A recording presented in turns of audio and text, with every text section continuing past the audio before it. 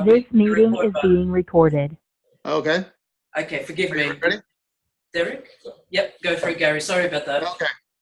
All right. So my name is Gary Retherford. I'm from Cincinnati, and my claim to fame, I guess, is that in 2006 I initiated and facilitated the first ever use of human implantable microchips in a place of business, and made quite a bit of news at the time.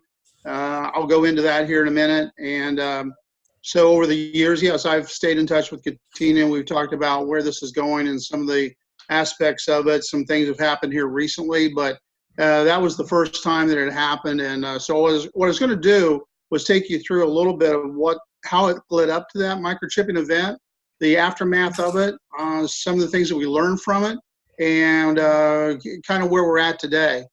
It was kind of interesting when I was talking to Katina about this. It's been 13 years ago since this happened, and I suddenly remembered how much I had forgot. And in fact, sometimes I even forget that I was the one that did it because I've been in conversations with people who have done or have talked about it and then realized, wait a minute, that was something I did many years ago. So let me go ahead. I'm going to put on my specs here because that's the one thing that has changed in 13 years too. So a little bit about the microchipping and just how it came about. There was a guy by the name of Kevin Warwick. He was a British scientist in 1998. He was actually the first one who is listed as the first person to actually do an implantable microchip of himself. But what really drove the launch was 9/11. So in 9/11, when the towers came down, there was an issue of being able to identify first responders. And so a company called Verichip out of Delray Beach, Florida, had actually already been doing microchipping from the standpoint of their research and glucose monitoring, heart rates, things of that nature. So they decided to create an access control system, which is used in probably the building that you're in, perhaps, where we use a key card to get into a door, but instead they used a microchip. And they created a system around it. Well, simultaneously, I'm in Cincinnati doing access control systems. I'm working with the Cincinnati Art Museum as well as a local company called City Watcher.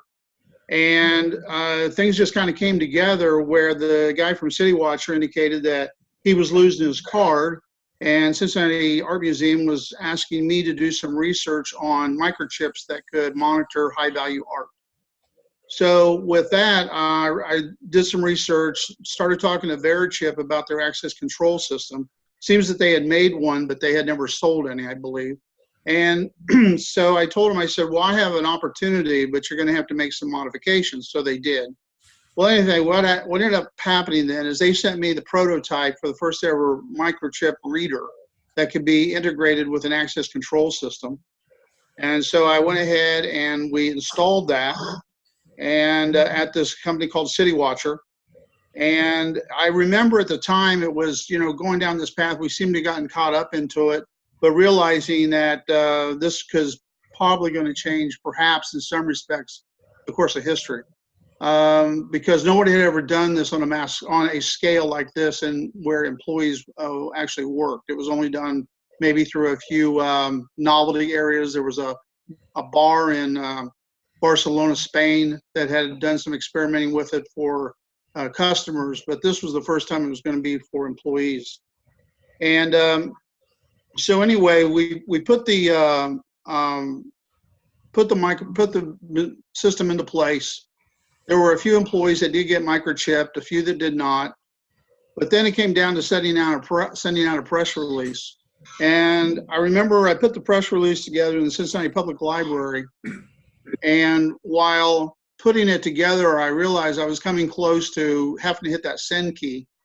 And once I hit the send key, I knew that was going to be really letting the cat out of the bag at that point, and wondering what was going to be the ramifications of that. So it really was kind of take a big, deep breath and think about what the ramifications or positives and negatives were going to be. So finally, I hit the send key, and Business Wire, who managed that particular press release for me, and I didn't spend much money on it. It was only a few $100s for a few local magazines. But that press release went around the world in just a few seconds. So what they had told me was that it was picked up in Europe, Asia, the Middle East, South America in just almost less than a few seconds. At that point, the phone started ringing at City Watcher, and over the course of the next 14 days, they did close to 14 radio interviews. They had CNBC, MSNBC, CNN, all the major newspapers in the country had made it front page news. So at that point, we realized that this is what was going to be the outcome of this. It was going to be pandemonium for the next several days. I remembered thinking back of why I wanted to do this in the first place, and part of it was because of the issue of, you know, just what the impact was going to be in terms of technology, but also thinking in terms of I wanted to see what the human race was made of. And I guess I found out at that point. So next 2 weeks were insane. I know in Gary Merchant's presentation, he said 5 states had laws against mandatory microchipping. That was actually a byproduct of this microchipping event in 2006. Within about 6 months, I know it was California, North Dakota, Oklahoma, and Wisconsin had passed the law. And by 2010, there was a headline that read, Georgia and Virginia passed anti-chipping laws citing signs of the Antichrist.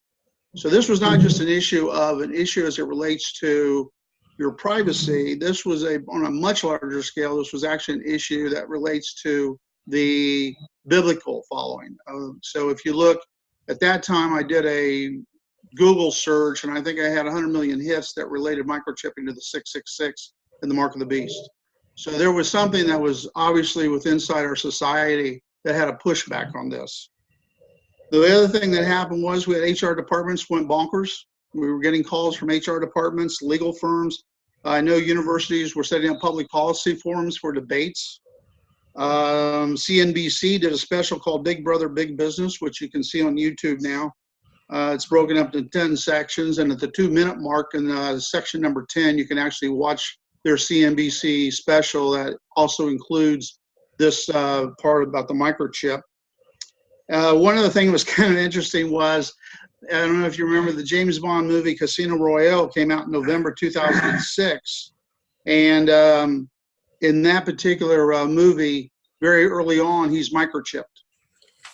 Question was always whether or not that was in the original. And I did have my college roommate's fiance actually work for one of the studios. And she said that after that microchipping, the studios were also going crazy trying to figure out how they work this now into their movie plans. One of the interesting things though, that was kind of announced came out of this was, so while we did this in February 2006, and then in 2007, according to reports, Satoshi Nakamoto, who's the founder of Bitcoin, he began his programming in 2007. So don't know if that's coincidental or not, but it certainly is interesting because his Bitcoin led to blockchain, which leads to digital identification, which is where we're at today. And so that was some of the things that happened at the time. It was quite, like I say, it was very, there's a lot of impact. Today, it's not nearly, I don't think it's so much, because when the Wisconsin firm, I believe it was, that did their implantation back in 2017, I was kind of watching the press releases, and I could tell already that society was starting to get accustomed to the idea. We had it going on in Europe. This was 13 years after we had done ours, well, 11 years. So at that time, so I realized that, you know, once society becomes complacent, once society is no longer shocked and the shock value wears off, they become more to the acceptability level. I can remember back at that time when we had 2,500 emails, many of them were very negative. We had a few, I had one come from a Ministry of Foreign Affairs, or Interior, Minister of the Interior from a country in Europe. And he thanked us because he said we're surrounded by terrorists. And at the same time, I had several from somebody calling themselves Jesus Christ. So it was pretty intense moment. Some of the things that we learned as a result, one of the things I find interesting was it was based upon age, a lot of it. Young people tend not to be so impacted by this. UC students were surveyed, and 85% found that they would have taken the microchip, and that number rose to almost 98% if their parents were against it. So it kind of pointed to the fact that, you know, kids are still kids, okay? Also found out that doing some other surveys at the time that 10% of almost any group will take the microchip. In fact, technically, if there were 10 of you there in that room, one of you would do it. And over time, more of you would take it because you'd find that the first guy survived it, so then somebody else will take it. That was one of the other interesting things I found out. I will have to say, too, talking about doing this presentation, last time I did this presentation, I used to do this presentation in Washington, D.C., and that was actually the last time I did it. That was 4 years ago. I also remember talking to some young people at a bank, and the bank people, they were very much interested in it as well. So it really had kind of a hodgepodge of people that were, you know, interested, but mostly young people and mostly by age. There's some other things about it. I could probably ramble on for, you know, an hour on this, but one of the things I wanted to go to was on the setup of this group. I read this from what Katina put out there, and it says micro-targeted campaigns can be designed to capitalize on individuals' demographic, psychographic, geographic, and behavioral data to predict his or her buying behavior, interests, and opinions. So one of the things that I started thinking about in relationship to that was, I'm a Six Sigma guy, and I don't know how many of you are for Six Sigma, but Six Sigma is all about data. We have a saying in Six Sigma, in God we trust, all others bring data. And I remember, and quality of data is very important. And I remember a few years ago, it might have only been 2 years ago, Facebook came under some scrutiny because the last name that is in Facebook at that time was Bieber. And that's because all the teenage girls were considering themselves the wife of Justin Bieber, so they would call themselves their first name Bieber. So the actual data that's inside Facebook can be somewhat, you know, not necessarily accurate. I myself have 2 aliases besides my regular name. The one thing that we talk about and thinking about microchipping is, you know, and I'm going to kind of ramble here and I'm going to kind of lead this into you guys, you know, maybe giving your thoughts. But one of the things that I think is driving this is commerce, for example, know your customer. I think what microchipping would do in a relationship I heard earlier in some of these segments here in this group is we talk about the data collected in order to ascertain correct information. Well, you can lay down your phone, you can use cash. I know that I talk to people who say a lot of times, I don't want to be found. But I think commerce is going to drive the use of microchipping. I think it's going to be the Amazons and the Alibabas of the world, knowing your customer. But I think what's ultimately going to happen is, I believe anyway, that as you increase your data, you're going to increase the quality of that data as it relates to your AI. I mean, I'm not an AI expert by any stretch of the imagination. I'm only in this game for the microchipping side of it. But I can see where if you have better data going into your collection and creating your AI models, that's going to have an impact on what you are trying to then, the problems you're trying to solve. So I know, for example, driven by e-commerce, there's a company in Copenhagen right now that is creating microchips that hold their cryptocurrency. They also are creating their digital identification number by pulling in the DNA from the person who has the microchip inside of them. Many people I talk to in this world of blockchain and cryptocurrency feel like that's going to be where the cryptocurrency is going to ultimately be held inside a microchip. And many believe also that by being able to read it through DNA, that's probably the most secure form of data that you can have. That, along with combining it with your biometrics. So if you go up to McDonald's, for example, and buy a hamburger, you simply wave your hand with a thumbprint. They know that shit pulls right out of your data, right out of your microchip. So that's one of the things, because I'm looking at my time here, I want to make sure I get this in. So I know that's one of the things that is probably going to drive the microchip going forward. I also know that I'm working with some firms in Europe right now, and Europe is much more advanced than the United States in terms of microchipping. Katina and I have talked about this before as well. You know, there's a little bit of difference of a thought process in Europe. They are more acceptable of socialism than we are. I'm in Cincinnati. I'm near Kentucky. I'm in the Bible Belt, and I'm where the Second Amendment is the only amendment. So there's a little bit of a mindset here than you're going to find in Europe. And right now, most of the companies I all know that are doing microchipping are doing it in Europe. They seem to be all making money at it, okay?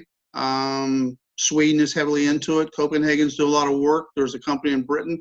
There's a company in Seattle, Washington in the United States, but they're doing their business actually in Europe. So I see Europe probably leading this charge. The United States will eventually catch on, but that's still one of the kind of the things that we have here is in fact, I just saw it the other day, it's increasing the number of videos on YouTube that are actually anti-chipping, but again, tied very heavily to the mark of the beast and the Antichrist.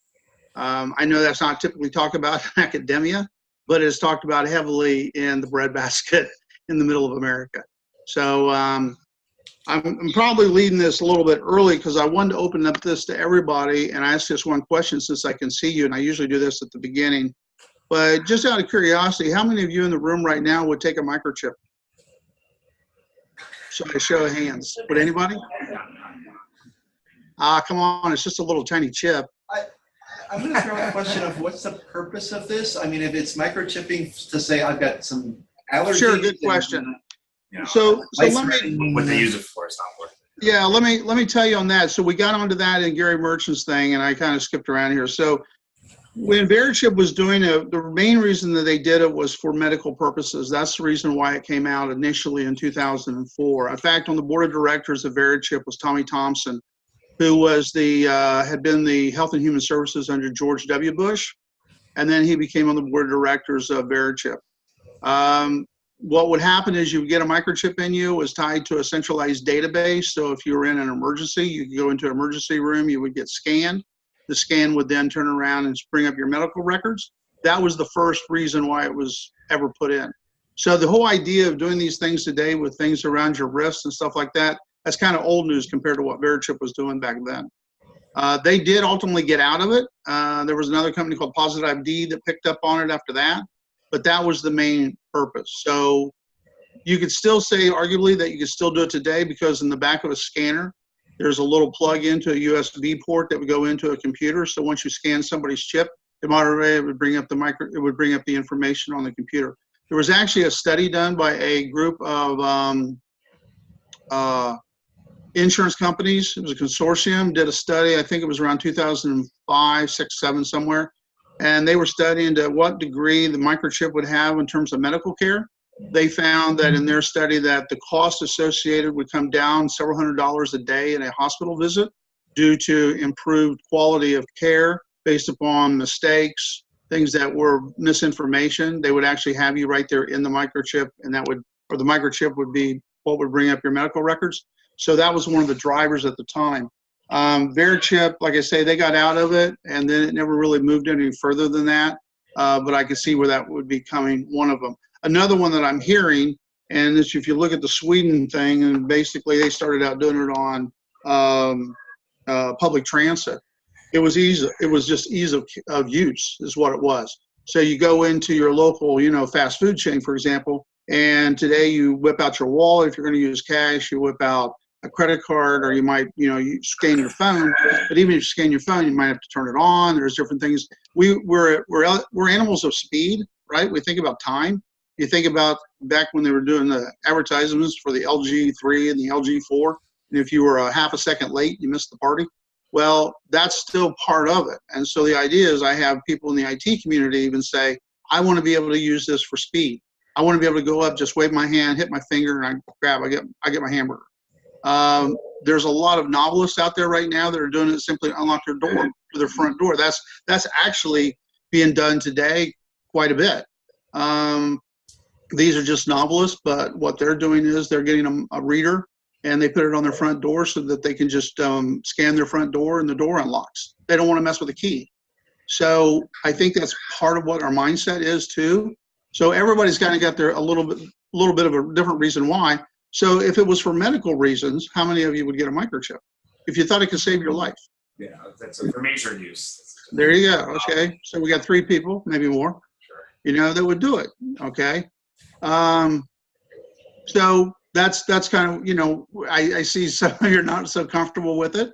I will say that when I've done these discussions in groups of, you know, I had 20 up to 75 people in Washington, D.C., and I would start this question out, and I had a 30-minute presentation turned into 2 hours while people would argue back and forth on this subject. So how many of you would never get a microchip no matter what the reason? Anybody? Okay. No? Okay, maybe. So, so see, you're put on the spot, but that's going to happen. One of these days, you're going to be given the option. I'm sure of it, because I think it's going to be driven by commerce. And commerce is already driving it pretty hard to get to data. And they want to collect the data on you, and they want to make sure they know what that data is, and that they're selling it to you and not somebody else. So a few other things, I guess, that were probably where we're at today with this. So I'm actually involved in my involvement with microchipping today, and it was never involved from the standpoint of the actual microchip. I don't have needles. I don't go around sticking people in their hands. I don't do any of that kind of stuff. What I do is I'm working on the business model behind it. I'm working with a group of people that are also in the world of Six Sigma, and Six Sigma is a methodology for quality. And what we're looking at is quality improvements in terms of digital identification and how that can improve. Because right now we're still kind of in that new infancy stage where there's a whole lot of hodgepodge, and digital identity is trying to find itself.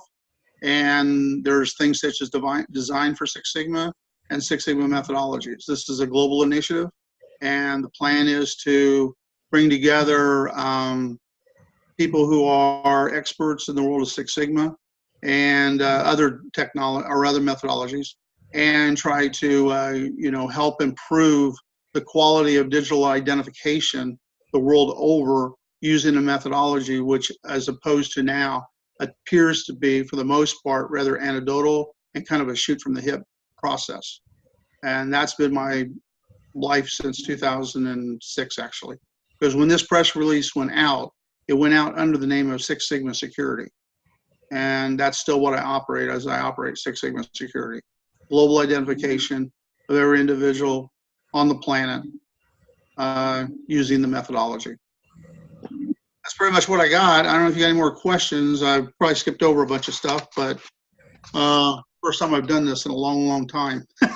So it was tough on the memory to try to come up with it. But again, I say most people probably don't even remember that this was ever done. But this is actually the thing this was the nexus that actually really launched this whole thing. You could say 9/11 did it. You can thank Osama bin Laden for that. And then after that, we ended up on the scene only about 5 years later. Any questions? Yeah, we have lots. One from Gary Martins. So you mentioned when was it one company you did it with, or was it the two different ones? No, I've only been in, well, okay, I did it with one company, City Watcher, okay, which is out of business now. But that was the one company in Cincinnati. You mentioned that some workers did it and some did, so they were given the choice. And what can you say a little more? How did workers respond to that? Did they like it?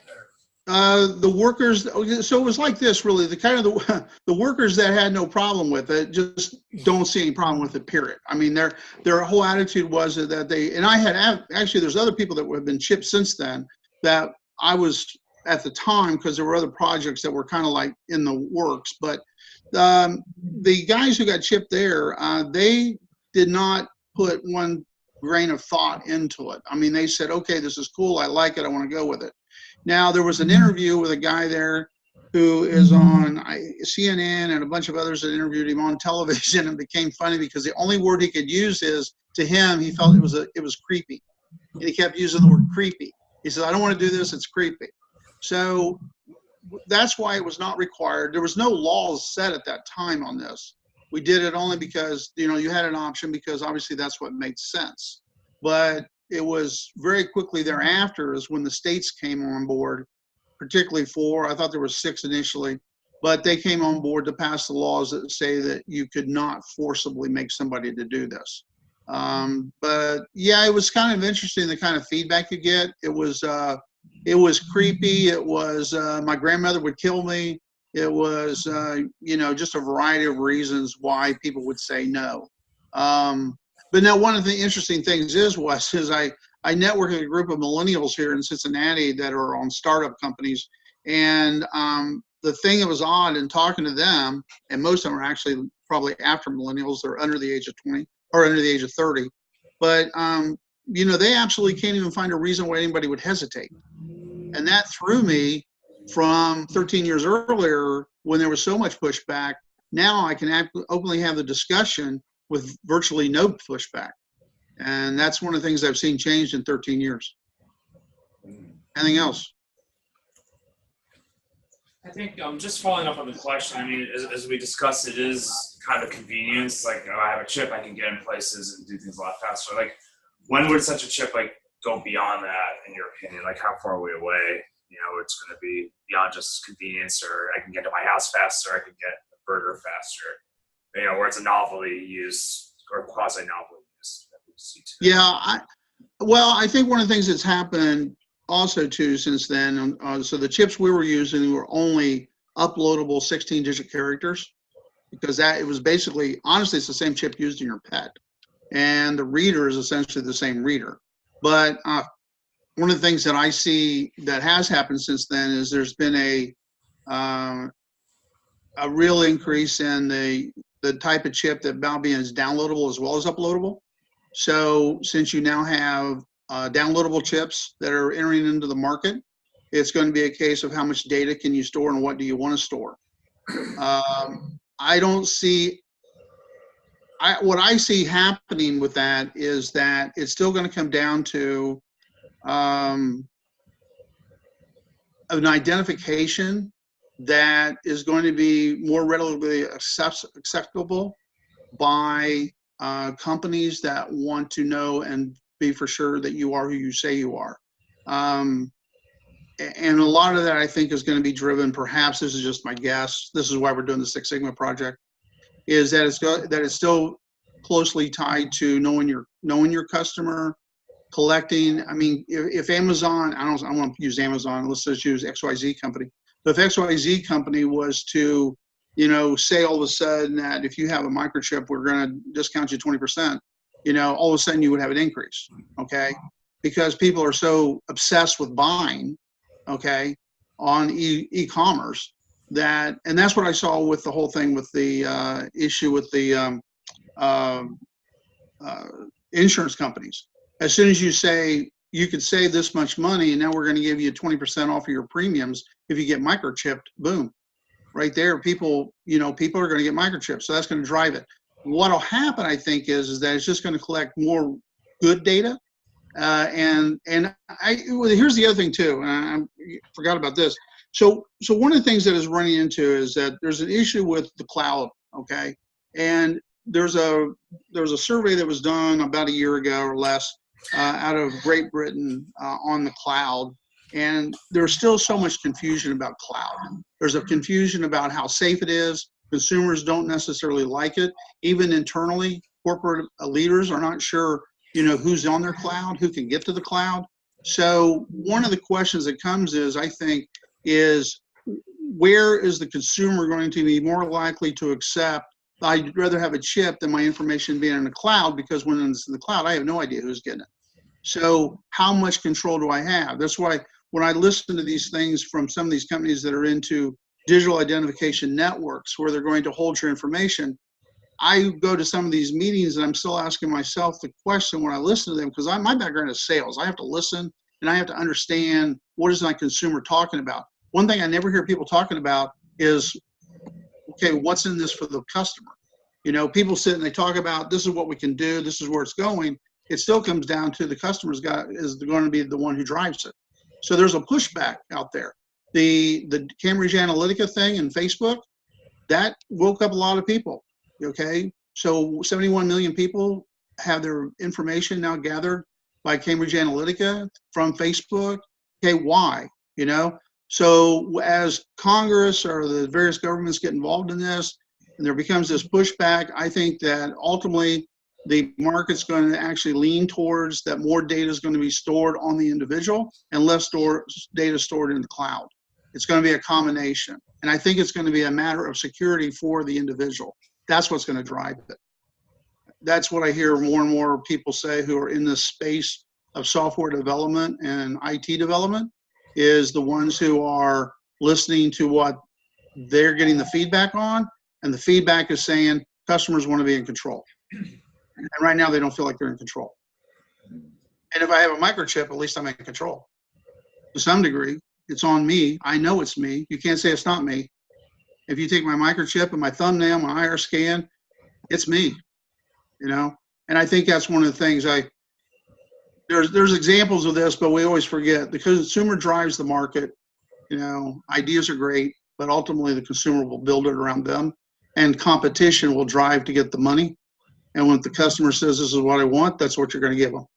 Henry Ford once said, you can buy any Model T you want as long as it's black, but that only lasted for a little while. Now you can get any color you want. And that was the consumer that drove that. Still that same way today. So I don't know if I went long on your answer or answered it correctly, but I think that's one of the things that I think is going to do it. I think it's just a matter of, you know, consumer in control of his own identity and not have his information out there on the cloud so much that, you know, he doesn't know where it's at. The report that was put out by this company, and I don't have it with me in front of me, but it was quite interesting how much even the companies that create the cloud don't know what's in the cloud. They don't know. And so that's, to me, I think one of the things that's going to happen. Anything else? Gary, you say that the customer wants to be in control, but we've seen the kinds of e-commerce and mobile commerce platforms allowing us now to effectively exchange over a network. And so all over the world, we're seeing the reported phenomenon of cash flow and cash, as in physical cash, basically dropping. Checks almost, you know, what's a check these days? Don't tell a young person to cash a check or to receive a check. They don't know what to do with it, or even how to fill out a little bank slip. But we're seeing more and more online exchange. So is the customer really driving in terms of convenience, or these platforms are just new ways to elicit more sales?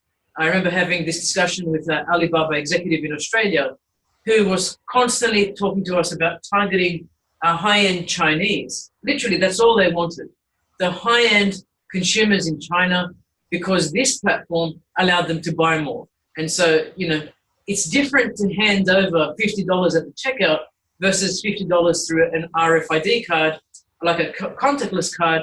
I don't know what you call it here, but basically a card where you don't even have to swipe. It's simply a pay wave.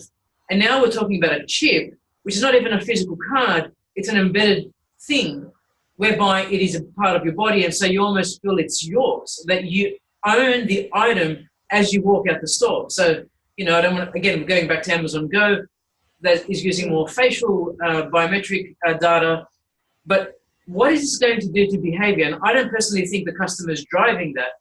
I think we're coming out with new toys to allow that commerce to happen. But what effect does that have for buying and actually communicating and transferring, communicating transactional data between entities? It doesn't have to be money, it can be information.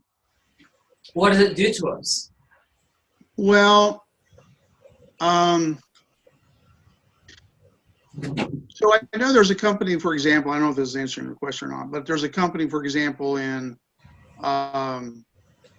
Europe who's into microchipping, and their slogan is the Internet of Us, okay, versus the Internet of Things, okay? I think, first of all, one of the things that I think too is the money that you referred to. I'm kind of seeing this in the futuristic way of saying that it's going to be digital currency. Yeah. Okay.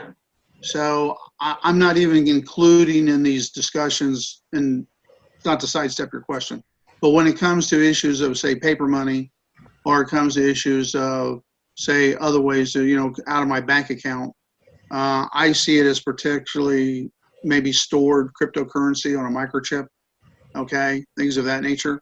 I guess I'm probably thinking that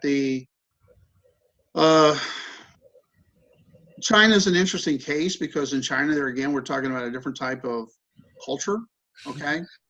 And that's obviously a culture that's very, you know, top-down, you know, control. So I don't know how that would compare to, say, a European mindset of what you're describing, which is also top down, but it's also more of an accepted socialist degree as opposed to the United States. But I guess what I'm thinking is that the microchip would still come back to, if I understand your question correctly, would still come back to that it would be the human factor of being able to say that they are the ones who making the decision in terms of the you're saying in China they want to only focus on the large end customer. Why again are they only wanting to focus on the large high end customer? What's the purpose for that? Well, basically, it's well known, as you know, in industry that about 20% of your customers generate more than 80% of your sales. Right? Back to that Pareto principle we've always talked about. In fact, it's even less. Back in the day, there were infomercials. My sister would work the graveyard shift. It'd be the same callers every night calling to purchase and purchase 7 lots of casserole equipment. The thing is, we know this. We know that the high-end buyers, there are a few of them, and they're the ones that do repeat sales. They'll do them all the time, but they're focusing because they're looking at the size of the pie, and they're saying, well, if these guys generate 80% of the pie, we just keep selling to them.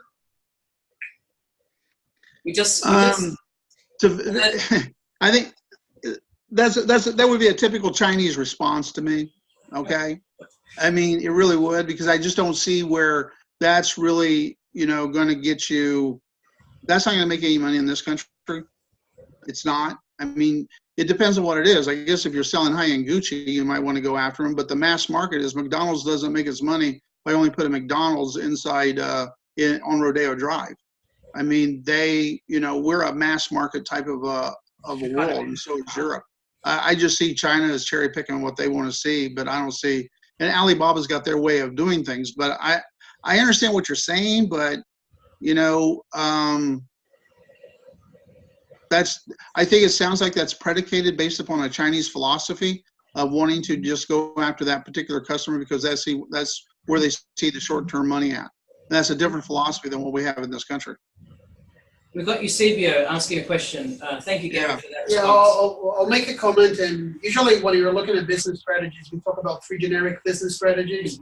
And it's basically you're looking at where you're looking narrow, broad market, to where you look at, your strategy, you look at high end, low end, and what it's saying, the comparison of Walmart and Tiffany's, right? Completely different strategies. So sometimes you see companies targeting a specific type of broad or narrow market within a specific product or a large range of products. So, but one of the things I see is that when we say microchipping, right?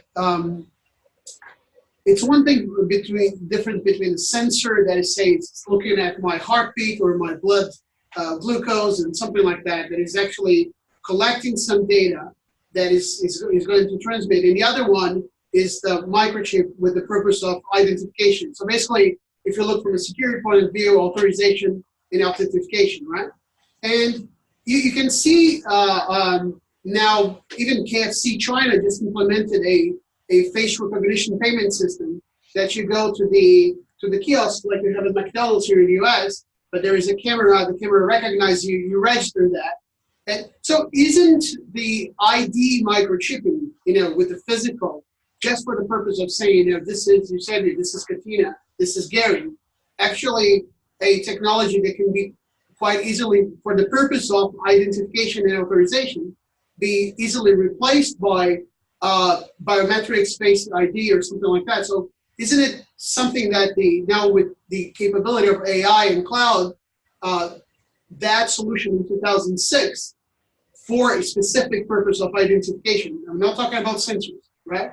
Maybe, let's say, outdated or not, or you see a future still for the physical implant of an identification microchip versus higher reliability into identification and authorization through face recognition or any type of biometric. So I think if you're asking me, do I see that the microchip 2006 being dated, and do I still see an application for it in the future? Is Yeah. that basically what you're asking? Sorry. Yeah. Yes, sort of. Okay. I mean, so it's a legitimate question. The reason I still see it is because part of it is our human nature to see it, in the sense that we always have to keep pushing the envelope. Okay. So now that's not a great answer, but I do see that I still come back to the idea that on some level, and this was the way it was explained to me by one guy who is I'd say an expert in this field. He indicated that it's going to come down to authentication versus ease of use. So, for example, it's going to be a combination, and it still could be a combination that, for example, if I want to go in, and we'll keep using this McDonald's example, but if I go into and I want to buy something quickly, do I necessarily need or care to authenticate, or do they need to authenticate me through a third party to verify that it's me pulling money out of a bank at my bank? Or could they just go ahead and quickly do it from my microchip? As opposed to, if I was going to be doing, say, for example, healthcare services, and they needed to authenticate who I am through a third party because of, say, HIPAA laws. Now, what he's saying is that there is a element of your thinking process that says, okay, I'm willing to wait while my hospital verifies me because I understand. But do I want to wait in line? Watch people in line standing at a fast food and see if they have patience beyond about a half a second. I mean, people want to go in, boom, and just hurry up. Now, I sometimes will sit in a line, okay, and let's say the reader's not working right in there, or, the system's down, or let's say the bank's not got it, we're relying upon another third party. Do I really need that authentication? The authentication is me. You're getting the money through the microchip that's got it embedded in me for the amount of money that you want, $3. By my thumbprint that I'm saying who I am because it's authenticated with my microchip. So I guess what I'm thinking is that there will always be there will always be opportunities for everything in the digital ID space, from the authentications through people like Sovereign Foundation, okay, down to the microchip. Will everybody take the microchip? Probably not. Will they need to? Maybe not. But will there be an element in there because they are today? Yes. I mean, to ask that question, last I heard, and I think this number's inflated, but the last I heard, there are 70,000 people in Europe that are microchipped. Okay. So, if the question is, would the microchip really be needed, go to Europe, because there are companies in Europe that are moving pretty fast to drive this, and they see a need. So I don't know that I can answer the question, but I think the proof might be in the pudding, since there are people doing it. I think that one of the things I noticed is unique is there's a little bit different line of questioning and thinking in this country than there is in Europe. And that's one of the things that I found to be very fascinating. I didn't really pick up on that until just in the last couple of years. But I realized Europe actually put out a paper in November 2017, I think it was. This was the European Union put this out. And it was talking about microchipping the worker. I mean, they've got a whole document on that subject. I think it's like 119 pages that they go into the pros and cons and the future of microchipping the European worker. And there's even a paragraph in there in the summary page that talks, or one of the pages that talks about, there are some people who believe that this is a religious issue, and they talk about that. But the fact that they spent that much time putting together that big of a paper on microchipping tells me that they already see there's something there. But again, I work a lot of my time in southwest Ohio and northern Kentucky, where there's no way. So it's just a matter of where you're sitting at. I mean, it's all a matter of where you're standing at that location. And there's more and more companies. Katina told me the other day, I think there's now 10 companies in the world that are full throttle ahead in terms of microchipping. I will tell you that when Verichip got out of the microchip business, several of the employees and most of the technology was picked up by one of the world's largest companies involved in your access control cards. So if you go into a building and use an access control card to get into that building, they are now one of the biggest companies, and they don't advertise it, but I've talked to their international sales department, and they can create a microchip reader for a company by using 3 different parts that you have to buy and put them together, but they don't advertise it. So my point is that on an international global scale, I mean, just like in Asia, for example, it's also much more acceptable because they have a different type of mindset. In fact, a lot of times people refer to the Malaysian microchip as the one who is the used for our type of microchips for our national ID cards and our passports. So that's off subject, but I guess going back to what I'm saying is that to answer your question, it just depends on where you're sitting when you ask that question. It's going to be a lot different in Europe than it is in here. And most of my focus is in Europe. I don't focus a lot of my attention on driving the microchip in the United States. It's now in Europe. Does anyone have anything else? Last question for Gary. From anyone? Anything? I could throw one more out. Besides the implant, the surgery, put that thing in, is there anything unhealthy about having it in person for a long period of time?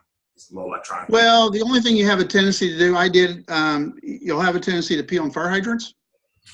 And that's a joke. I picked up on that. You bark a lot. No,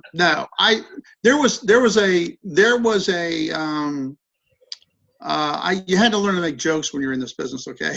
I mean, to get you through. There was you showed Gary Merchant threw up there about spy chips. McIntyre, one of the authors, she contacted me back in 2006.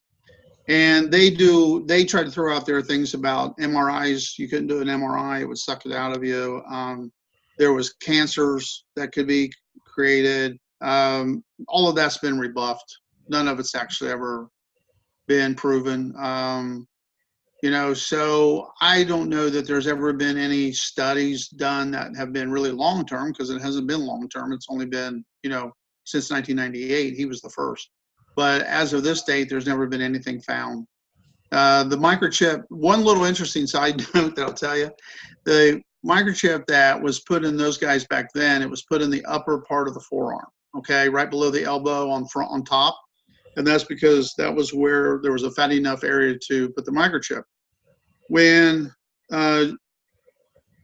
we did the press release and then all the media people showed up, they videotaped it and they showed the reader at a height where you could scan that with a microchip that was inside your right forearm, okay? Verichip saw that and kind of went a little nuts on me, wanted to know why we didn't do it where they did it. So they had, for the medical reasons, the microchip would go in the back of your upper arm in that fatty area right behind your bicep. Well, they show themselves scanning their access control system where the reader is about 5 feet high. So when they asked me, why did you do that? I said, well, because under the George H.W. Bush and the Americans with Disability Act, it's required that you have to be able to access a pull station and a fire alarm system or an access control reader from a wheelchair. So we were required by law to put it there. And that really threw them because they did not know that was the law. So they've moved down to the hand. Initially, they were put in that upper part of the bicep, but more people now, I notice, are putting it in between their thumb and their index finger. But that was kind of the movement down. Other than that, don't really know anything about in terms of other problems associated with it. Thanks. Is that it? There's one more? No, I was reading a little bit about the fact that a lot of these microchips are made in China. And that became an issue for some of the Swedes that were getting implanted. Do you see the connection there, Gary? Did you hear that question or comment? Yeah, about China?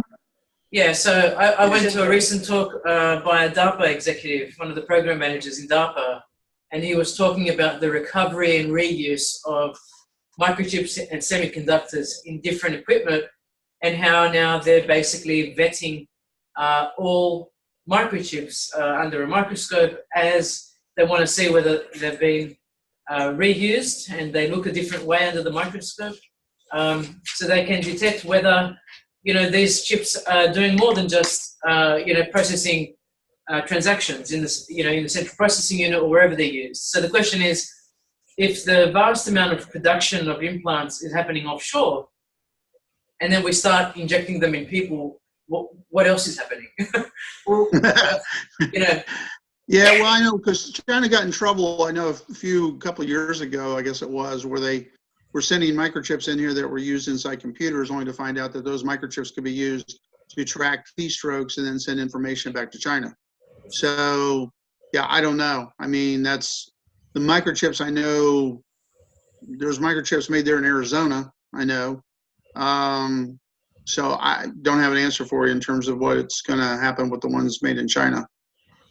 But I will say, too, one of the other technology advancements that is made with these microchips is back at that time in 2006, the microchip was only able to read about 3 to 4 inches. And it's an RFID microchip, but the advancement of those now, they're tied in with Wi-Fi.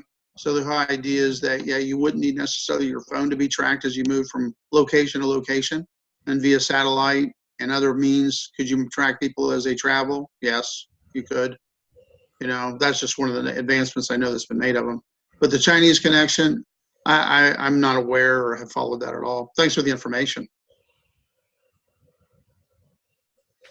Okay, Gary. And then once again, Thank you. We just wanted to say a big thank you. Because I know a lot of these folks would not have been introduced to any of your work in the past. And in the context of the AI side, looking at sort of human evolution, if that's where we're going to go, that's one of the future scenarios. But you've really brought it to life, because most people who haven't actually met a proponent or actually met a consultant who's actually been in charge probably think we're talking very hypothetical, right? But I'm great. Thank you for being so graceful in turning up and speaking about your experiences, because this grounds the conversation we're about to have on futures. Thank you very much. Thank you, Gary. Bye-bye. Bye. So everyone, restroom break, some more food, and if you have energy, we're going to move the chairs forward and start using the whiteboards. Unfortunately, our facilitator, Patrick Scammell, hasn't arrived. I don't know if he can or will arrive, just trying to get that back. And I realized why my student wasn't online, because it was 3 o'clock in the morning his time when he was supposed to sleep.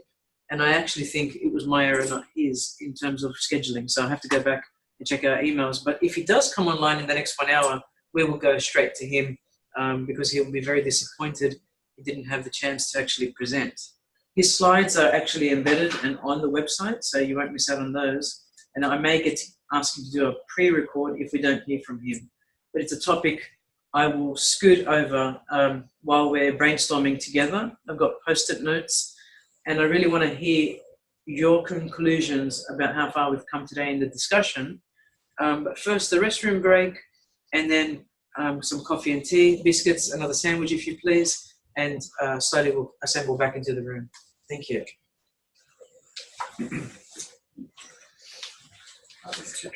Baby ducks. Peace. Thank you very much. Thank you so much. Thank you. So the interesting thing when we looked at business model, Were you at all amazing? it was actually Yes, you know, I've capability seen, in other there was like a documentary about To me, Cyborg. it's I've read about absolutely- this yeah, stuff, so it was on interesting the how sense that that related. it's gonna Yeah. RFID, but They are really real.